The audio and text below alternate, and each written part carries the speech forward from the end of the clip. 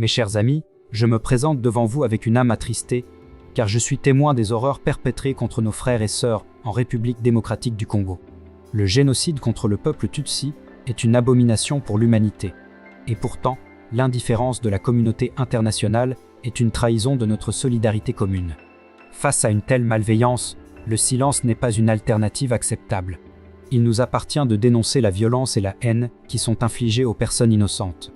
Il nous appartient de réclamer des mesures efficaces de la part de nos dirigeants et de la communauté internationale pour mettre fin à ce massacre insensé. Depuis trop longtemps, le monde détourne le regard alors que le peuple Tutsi est ciblé pour l'extermination systématique. Mais cela ne peut être toléré, c'est un problème qui doit être pris en compte avec la plus grande fermeté. Le sang innocent qui est versé crie justice, et il nous incombe de ne pas reposer tant que cette justice n'est pas rendue. Comme l'a dit Dr. King, l'injustice n'importe où est une menace pour la justice partout. Nous ne pouvons pas rester passifs alors que des personnes innocentes sont massacrées. Il nous appartient de prendre position et de le faire sans tarder. Je demande à tous les citoyens de conscience, partout, de se joindre à moi dans cette lutte. Ensemble, nous pouvons faire une différence. Ensemble, nous pouvons mettre fin au génocide en République démocratique du Congo. Ensemble, nous pouvons apporter la paix et la justice au peuple Tutsi. Alors levons-nous, parlons et réclamons des actions.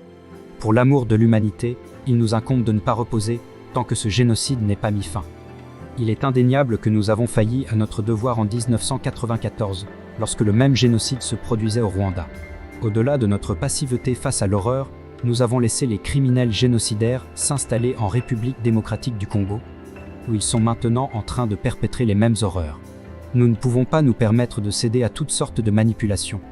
Nous devons avoir le courage et l'honnêteté de faire face à la vérité. Il est de notre devoir moral de ne pas reproduire les mêmes erreurs, de ne pas laisser de nouveau des vies innocentes être sacrifiées.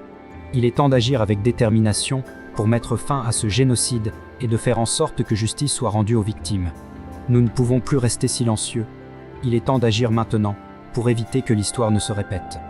Nous ne devrions pas rester indifférents, encore une fois, alors que nous avons dit « plus jamais ».